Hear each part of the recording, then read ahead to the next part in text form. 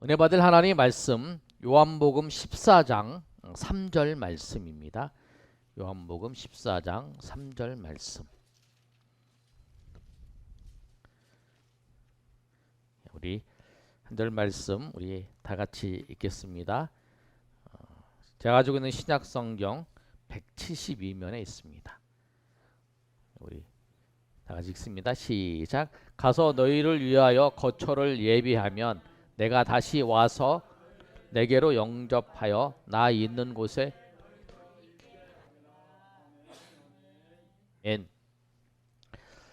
예수님께서 십자가를 지시기 전날 밤에 제자들하고 하신 말씀입니다. 예수님께서 뭐라고 말씀하셨냐면 십자가를 지시러 간다고 했을 때에 우리 14장 위에 13장의 말씀을 보면 베드로가 예수님을 보고 이렇게 말씀하는 거예요. 시몬 베드로가 이르되 주여 36절에 어디로 가시나이까? 예수께서 대답하여 이르시되 나 가는 곳에 내가 지금은 따라올 수 없으나 후에는 따라오리라. 베드로가 이르되 주여 내가 지금은 어찌하여 따라갈 수 없나이까? 주를 위하여 내 목숨을 버리겠나이다. 이렇게 얘기했을 때에 예수님께서 베드로에게 네가 나를 3번 부인할 것이다 라고 그 말씀을 합니다. 예수님께서 이제 죽으실 것을 이제 그 말씀을 한 그 내용이에요. 그리고 그 전에 이제 예수님께서 새 계명을 주셨는데 그 계명이 이제 서로 사랑하라라고 말씀을 하셨어요. 13장 34절에 새 계명을 너희에게 주노니 서로 사랑하라. 내가 너희를 사랑한 것 같이 너희도 서로 사랑하라. 예수님께서 새 계명을 주셨어요. 예수님께서 새 계명을 주셔서 하고 난 다음에 베드로의 부인할 것을 말씀하시고 예수님께서 이제 내가 천국을 준비하고 내가 다시 올 것이다 라고 말씀을 하셨어요.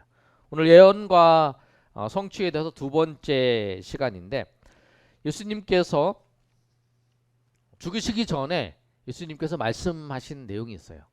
그다음에 예수님께서 천국을 예비하시고 준비하시고 다시 오시겠다라고 말씀을 하셨어요. 그리고 난 다음에 예수님께서 십자가에서 죽으시고 예수님께서 부활하셨어요. 부활하신 것까지는 우리가 지난주에 살펴본 것처럼 예수님이 십자가에서 죽으실 거 이사야 53장의 말씀을 통해서 예언하셨어요. 그리고 예수님이 부활하실 거에 대해서 시편 16편의 말씀을 통해서 예수님이 부활하실 거에 대해서도 말씀을 하셨어요. 예수님이 부활하셨어요. 그리고 예수님이 죽으시고 부활하시는 것은 예수님이 이미 이루셨어요. 예수님이 오셔서 죽으시고 부활하신 거. 근데 예수님이 다시 예언하신 것이 있는데 그게 뭐냐면 내가 다시 오겠다라고 하는 말씀이에요. 다시 오시겠다 하는 말씀.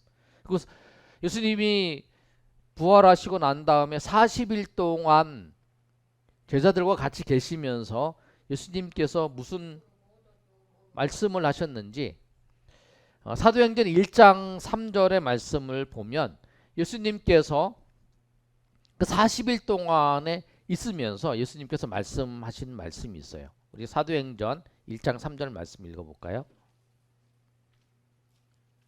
네. 사도행전 1장 3절 신약성경 187면에 있어요. 신약성경 187면. 우리가 오후 시간에는 우리가 좀 식사를 하시고 난 다음에 졸립기도 하고 그러니까 우리 성경을 이렇게 같이 찾으시면서 이렇게 같이 보시면 좋을 것 같아요.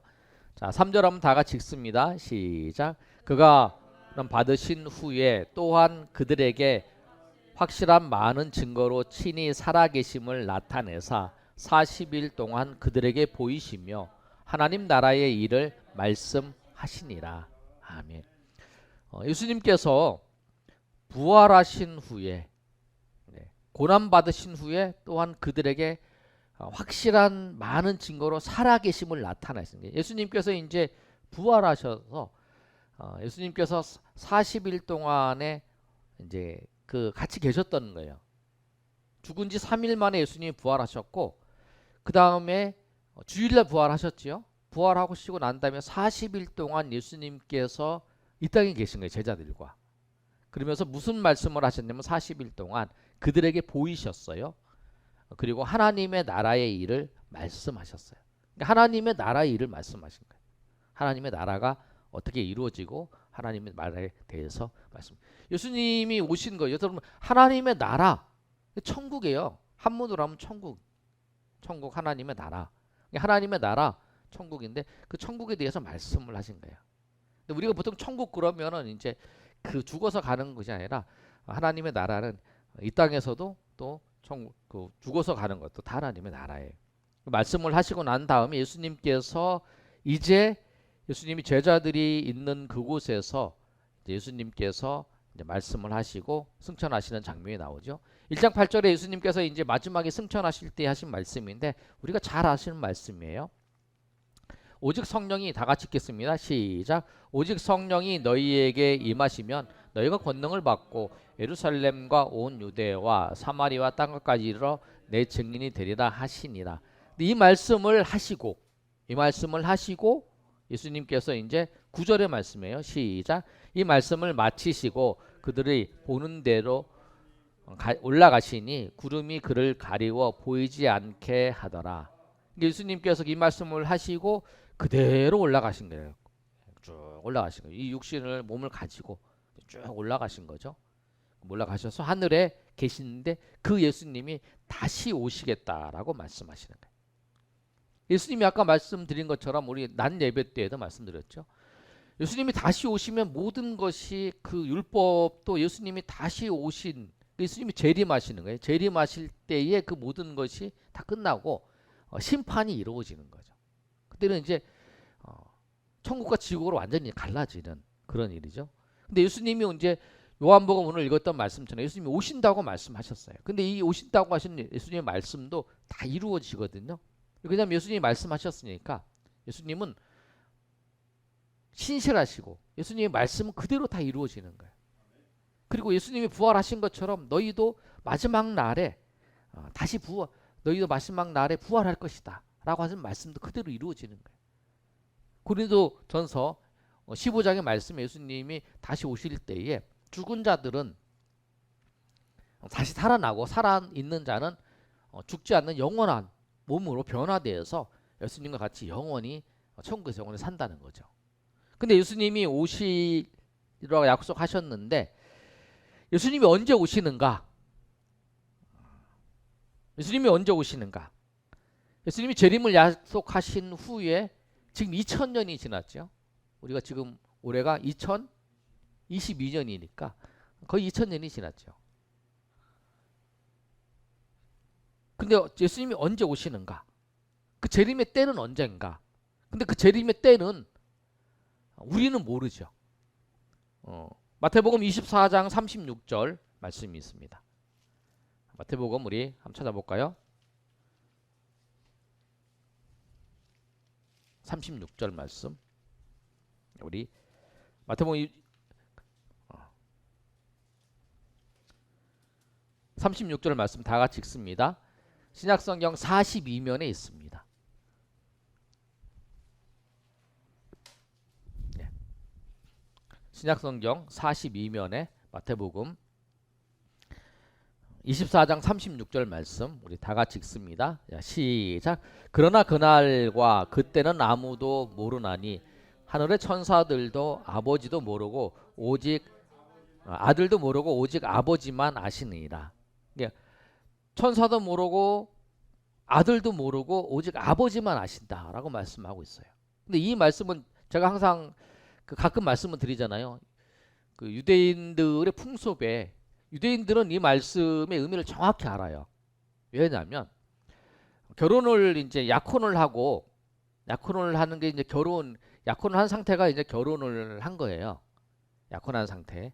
근데 이제 남녀 관계를 맺지 않는 상태죠. 그런 상태에 이제 약혼한 상태. 그 마리아가 그런 상태였잖아요. 근데 이제 약혼한 상태에서 뭐를 준비하냐면 남자는 이 아내가 같이 와서 살 수 있도록 집을 준비하는 게 다. 그거를 이제 누가 보냐면 아버지가 이렇게 보는 거예요. 아버지가 봐서 아버지가 우리 아들이 이제 며느리를 데리고 얻을 때가 됐다라고 얘기하면 아버지가 딱 보고 네 이제 그 약혼한 며느리를 데리고 와라. 그러면 이제 데리고 오는 거예요. 근데 아들이 내가 됐다라고 생각하고 아버지한테 얘기도 안 하니라 아버지가 보고 그렇게 하는 거예요. 그래서 아버지가 아는 거죠. 아버지가 네, 이제 오랜 동안의 생활의 연륜도 있기 때문에 저 정도 되면 어느 정도 이제 살아갈 수 있다라고 하는 걸 알고 그렇게 오라고 얘기하는 거예요. 그때라는 거예요. 근데 그래서 아들도 모르는 거, 자기도 모르는 거예요. 언제 아버지가 데리고 오라고 할 때. 그 말씀을 하는 거예요, 이게. 그 비유로. 그래서 이들은 아주 이 내용에는 정확히 잘 아는 거예요. 자기도 모르고 아무도 모른다. 아버지가 안다. 결혼을 해서 아내를 데리고 오는 거예요. 그래서 아버지만 이제 아는 거예요. 그때는 아무도 몰라요. 그러니까 예수님이 언제 오시는가? 예수님이 뭐 1년 후에 오겠다, 2년 후에 오겠다 그렇게 얘기하는 사람 있으면 다 이단이에요. 아니 예수님이 왔다라고 얘기하는 사람도 이단이고 예수님이 언제 오신다라고 몇 년, 몇 월, 며칠 온다고 얘기하는 건 다 거짓말이에요. 왜? 아무도 몰라요. 아무도 모른다고 말씀하고 있잖아요. 지금 말씀에. 천사들도 모르고 천사가 알려줬다. 그 예수님이 재림하는 시기를 천사가 알려줬다. 그럼 여기 보면 예수님이 뭐라고 말씀하셨냐면 천사도 모른다고 그러는 거예요. 그리고 아들도 모른다는 거예요. 예수님이 다시 오실 때를 아무도 모른다는 거예요. 누구만? 아버지만 아신다는 거예요. 그런데 하나님 아버지만 아시는데 그 재림의 때가 징조는 있어요. 징조는 어떤 것이냐면 징조가 그거예요. 하나님의 말씀이 이 천국 복음이 다 전파되는 그때, 천국 복음이 이 복음이 다 전파되는 그때가 주님이 오시는 날이라는 거예요. 천국 복음이 전파되는 그때. 그것밖에 징조가 없다라는 거예요. 아무것도. 주님께서 우리 가운데 말씀하신 내용이 그거라는 거예요. 복음이 다 전파되는 그때. 우리가 마태복음 24장에 이제 보고 있잖아요.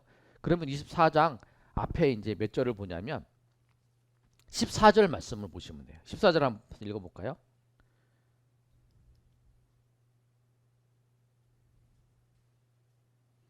네, 찾으셨죠? 예.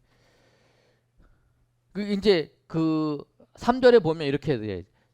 예수께서 감람산 위에 앉으셨을 때에 제자들이 조용히 와서 이르되 우리에게 이르소서 어느 때에 이런 징조가 일어나겠습니까? 라고 물어보고 징조에 대해서 말씀을 하는 거예요. 그러면서 제일 마지막에 뭐라고 말씀을 하시냐면 이 천국 복음이 다 같이 읽겠습니다. 시작. 이 천국 복음이 모든 민족에게 증언되기 위하여 온 세상에 전파되리니 그제야 끝이 오리라.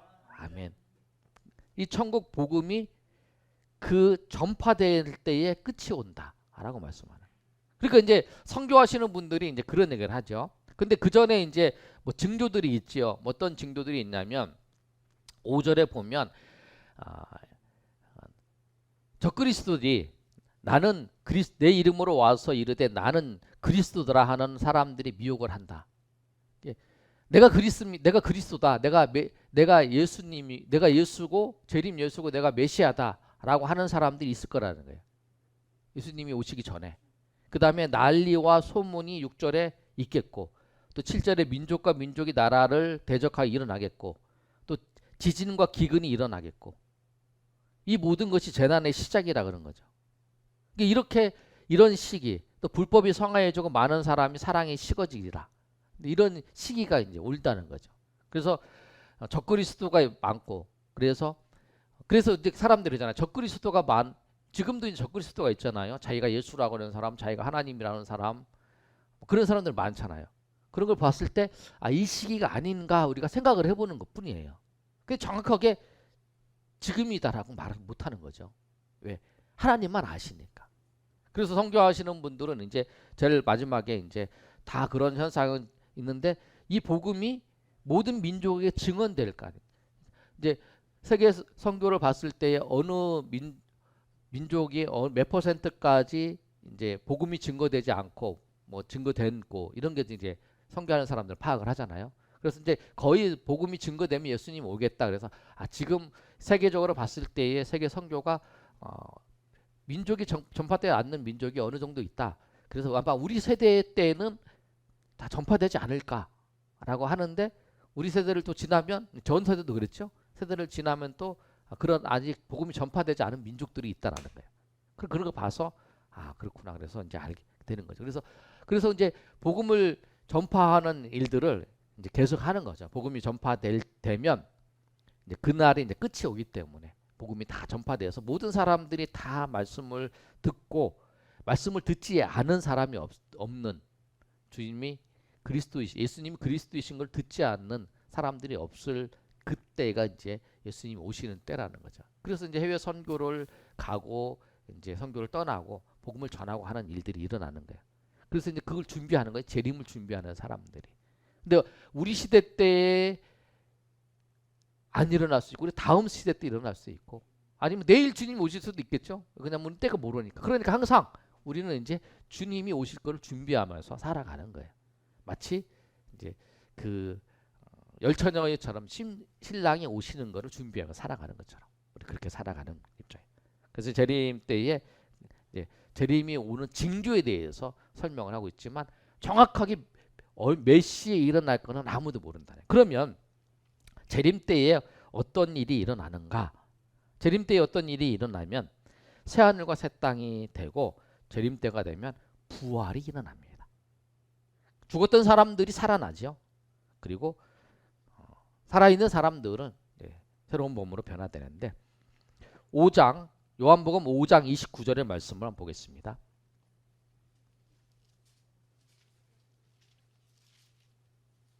요한복음 5장 29절 말씀. 요한복음 5장 29절 신약성경 151면에 있습니다.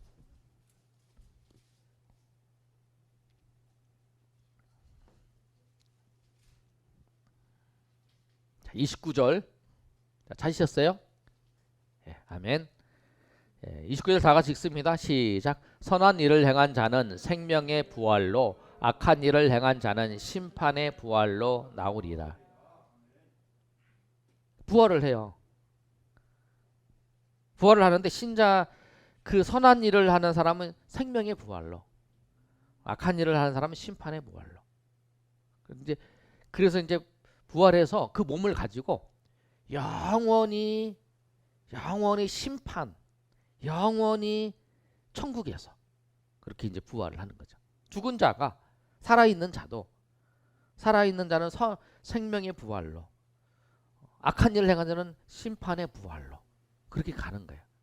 살아있는 사람은 예수님 오시면 그 영원한 몸으로 변화되어서 천국에 가고 한 사람은 지옥에 가는 거예요. 그 구별이 뭐냐면 예수님을 믿은 사람은 천국으로 가고 예수님 믿지 않는 사람은 영원한 부활로 가는 거예요. 예수님을 믿었던지 안 믿었던지 누구나 다 부활을 해요. 부활은 누구나 다 하는 거예요. 그런데 그 부활이 무엇냐면 어떤 사람은 지옥으로 이제 죽어 있는 사람들은 지옥으로 가는 부활로 하고 어떤 사람은 천국으로 가는 부활로 하는 거죠. 그게 이제 정해지는 거예요. 그러니까 그거지 여러분. 근데 제가 자주 설명을 하잖아요. 왜 우리가 이제 이 땅에서 이제 고통을 당하고 있는 시간은 죽으면 이제 그 고통을 잃잖아요. 못 느끼지를 못하잖아요. 죽음을 당하면 이제 불로 태워져서 죽어도 그 순교 막 서방관이 이제 불을 끄다가 이제 그 불에 이제 그 순교하는 순직하는 그런 소방관이 있잖아요. 근데 소방관 있어서 그 불에 있어서 고통을 당하지만 죽고 난 다음에 그걸 못 느끼잖아요. 그래서 이제 어떻게 보면은 그런데 지옥은 뭐냐면 그 불로 당하는 그 고통이 일순간이 아니라 영원토록 계속 진행되는 거라는 거예요. 여러분 잘 힘들고 고통스러웠던 걸 하면 여러분 저도 이제 가끔 이제 불로 이렇게 이런 일 되면 아프면 쓰라렵잖아요. 쓰라리다 그럴까요? 그럼 이게 굉장히 오래 가잖아요. 그런데 그것보다 더 큰 고통이 이 불로 이제 그 고통이 불로 태워지는 고통이 영원토록.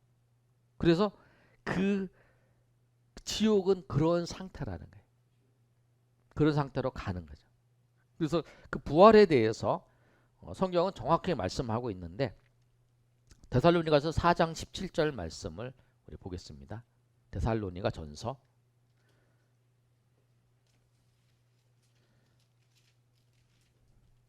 4장 17절 말씀 신약성경 332면에 있어요.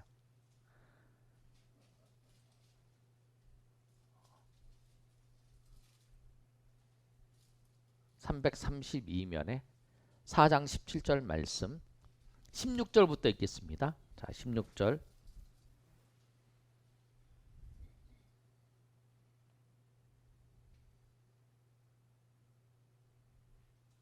15절부터 읽을까요? 15절. 자, 15절 시작.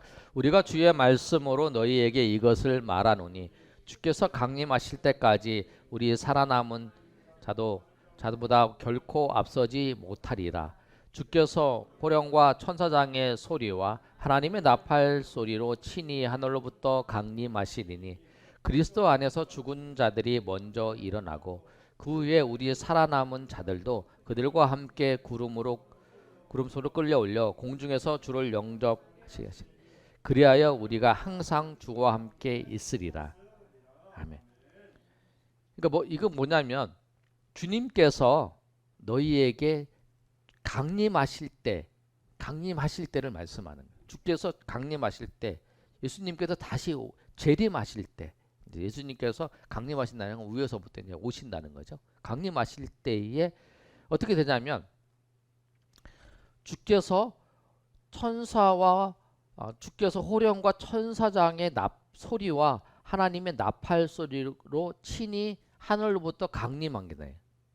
주께서 강림하실 때에 주께서 강림하실 때에 모든 사람들이 다 아는 거죠.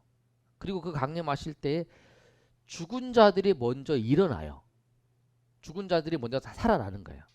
여러분 다 죽었던 여러분이 있던 사람들 있잖아요. 죽었던 분들이 다 살아나요.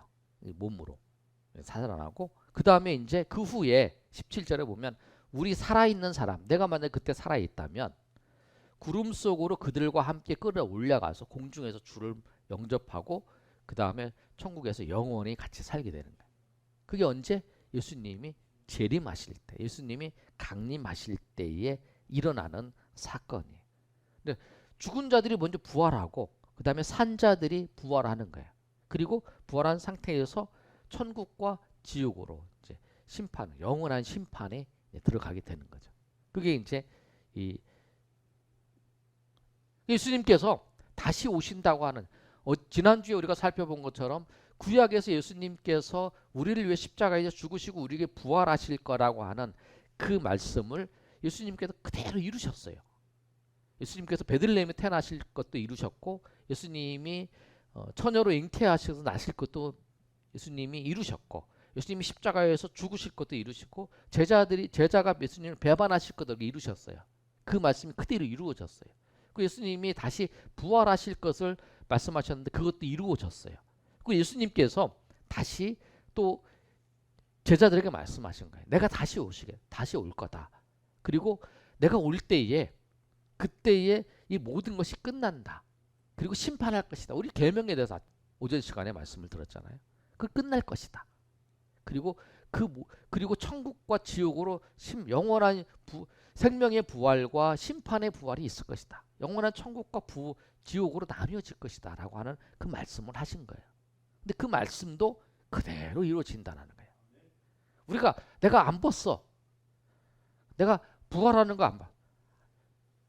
구약의 말씀이 그대로 이루어진 것처럼 그리고 하나님의 계명의 말씀이 하나님 주신 하나님의 말씀은 하나도 한 일획 1점도 없어지지 아니한다라고 말씀하셨잖아요. 그리고 그 말씀 그대로 이루는 걸 우리가 살펴봤잖아요. 우리가 율법의 말씀을 통해서 주님께서 그대로 다 이루신 걸 살펴보는 것처럼 이 말씀도 그대로 이루어진다라고 하는 거예요. 그래서 우리가 어디에 소망을 두냐면 이 세상에 이 세상 사람들이 얘기하는 그 소망을 두는 것이 아니라 변하지도 않고 바뀌지도 않냐고 영원하신 주님의 말씀에 소망을 두고 살아가야 된다는 거예요. 그래서 오늘 이 데살로니가 교회의 성도들에게 그 제일 마지막 4장 18절에 이렇게 말씀하고 있잖아요. 우리가 읽은 말씀 다음에 그러므로 이러한 말로 서로 위로하라. 어떤 게 위로받지 말고 주님께서 강림하실 때에 죽은 자도 부활하고 우리도 새로운 몸으로 변화되어서 영원히 살 거기에 소망을 두고 살아가라 하는 말씀입니다. 그래서 오늘 이 말씀처럼 예수님께서 약속하신 그 예언의 말씀은 구약의 말씀이 성취된 것처럼 예수님께서 말씀하신 그 모든 말씀은 하나님의 은혜 가운데 다 성취될 것이라고 하는 사실을 우리가 믿고 하나님 앞에 감사하며 나아가시는 저 여러분이 되시기를 예수님의 이름으로 축복합니다.